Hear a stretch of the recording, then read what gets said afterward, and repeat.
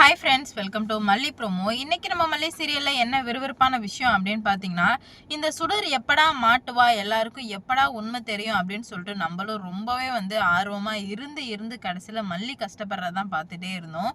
ஃபைனலாக டைரக்டர் சுடர் வசமாக சிக்கிக்கிட்டதை இப்பயாச்சும் கொண்டு வந்தாங்களே. அது யார்கிட்ட சிக்கிட்டாங்க அப்படின்னு பார்த்தீங்கன்னா, யார் இந்த வீட்டை விட்டு அனுப்பி விட்டாங்களோ அவங்கக்கிட்டே சுடர் வசமாக சிக்கிட்டாங்க. வேற யாரும் இல்லைங்க, கதிரேசன் கிட்ட தான் இப்போ வசமாக சுடர் அதனால செருப்பை கழட்டி அடிக்கிறாரு.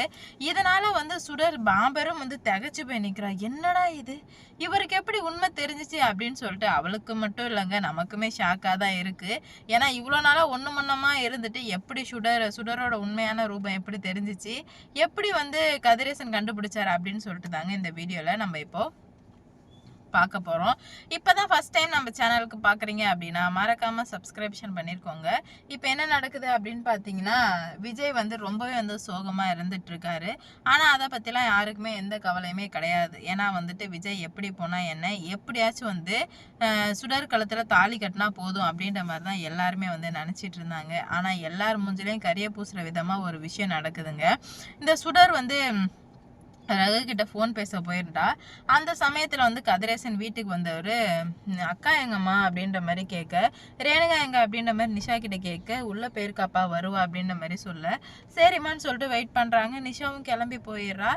சுடர்கிட்ட முக்கியமான விஷயம் சொல்கிறதுக்காக கதிரேசன் வெயிட் பண்ணிட்டு இருந்தாரு.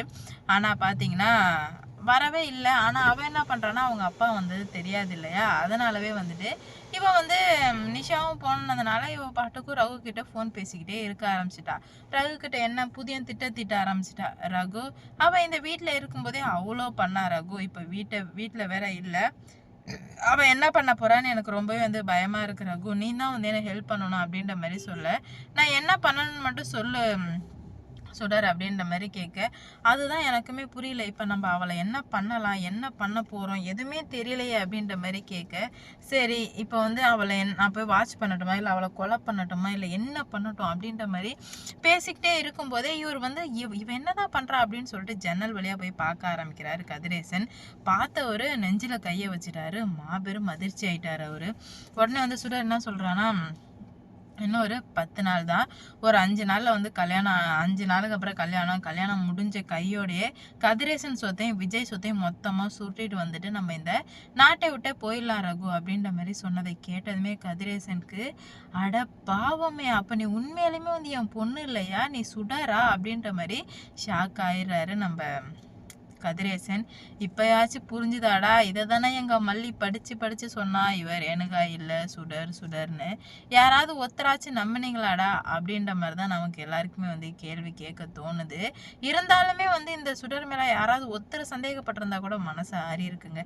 ஏன்னா நம்ம மல்லி திரும்ப அகைன் இப்போ சுடர் இல்லை அப்படின்னு சொல்லிட்டு பல விஷயங்கள் பண்ணாங்க.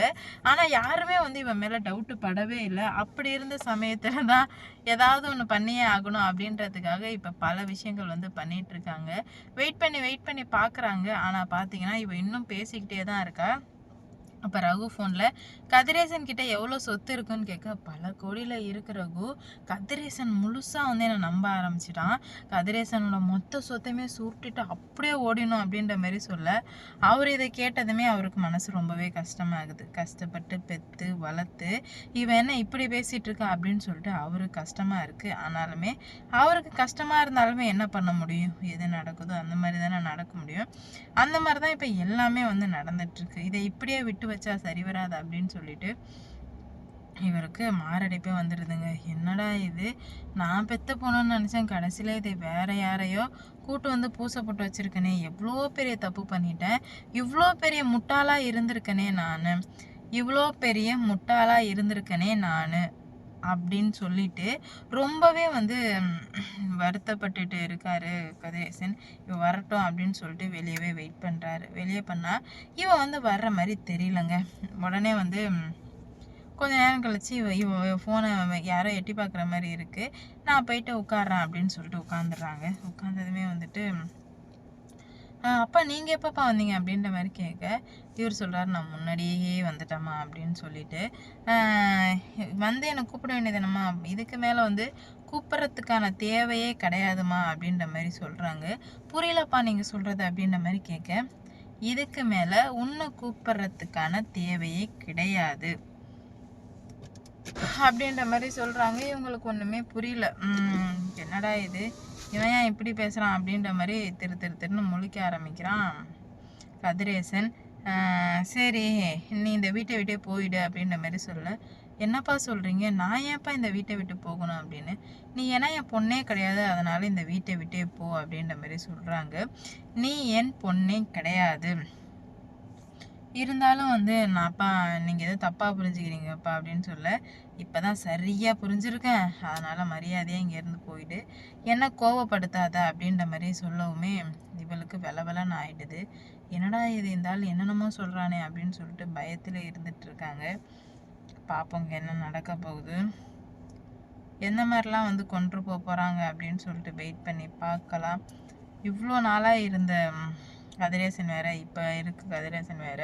நான் ஏன் போகணும், நான் இந்த வீட்டை விட்டு போக மாட்டேன் அப்படின்ற மாதிரி சொல்லி பிடிவாதமாக இருக்கவுமே கோவம் வர ஆரம்பிக்குது. என்னது போக மாட்டியா, உன்னை எப்படி போக வைக்கணும், உன்னை என்ன பண்ணணும்னு எனக்கு எல்லாமே தெரியும், உன்னை கூடிய சீக்கிரம் நான் என்ன பண்ணணுமோ அதை கண்டிப்பாக பண்ணுவேன் அப்படின்ற மாதிரி சொல்கிறாரு. இப்போ வந்து என்னால் போக முடியாது சொல்லாமே செருப்படுத்து விளாசுன்னு விளாசுறாரு. இவ்வளோ நாளாக என்னை ஏமாத்திடுறது பத்தாதுன்னு இப்போ வந்து என்னை ஏமாற்ற வந்திருக்கியா அப்படின்ற மாதிரி கேட்குமே.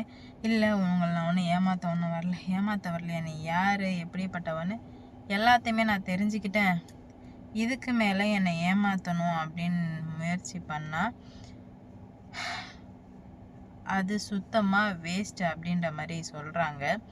என்னதான் நடந்தாலும் பார்த்துக்கலாம், என் மல்லி அப்போவே சொன்னான், ஆனால் நான் கேட்டேன்னா இப்படி பண்ணிட்டேனே அப்படின்னு சொல்லிட்டு ரொம்ப வந்து வருத்தப்பட்டுட்டு இருக்காரு. அவரை நினச்சாலே ரொம்ப பாவமாக தாங்க இருக்குது. நான் பெத்த பொண்ணு நினச்சி வந்ததுக்கு இவளால் என்ன பண்ண முடியுமோ எல்லாத்தையுமே வந்து பண்ணிட்டா இல்லையா, அதை வந்து ஏற்றுக்கவே முடியல. பார்க்கலாம் என்ன நடக்க போகுது, எப்படிலாம் வந்து கொண்டு போக போகிறாங்க அப்படின்னு சொல்லிட்டு வெயிட் பண்ணி பார்ப்போம். கூடிய சீக்கிரம் எல்லாத்துக்கும் ஒரு முடிவு கிடைக்கும் அப்படின்னு நான் நம்புகிறேன். இதுக்கு மேலே எப்படி உள்ள வர்றாங்க,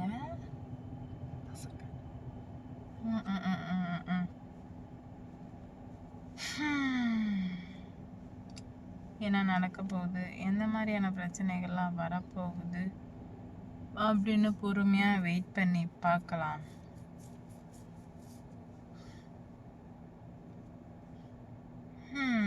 லைக் பண்ணுங்க, ஷேர் பண்ணுங்க, மறக்காம சப்ஸ்கிரைப் பண்ணிக்கோங்க. அப்போதான் நான் போடுற வீடியோ நோட்டிஃபிகேஷன் வரும் உங்களுக்கு அடுத்தடுத்து.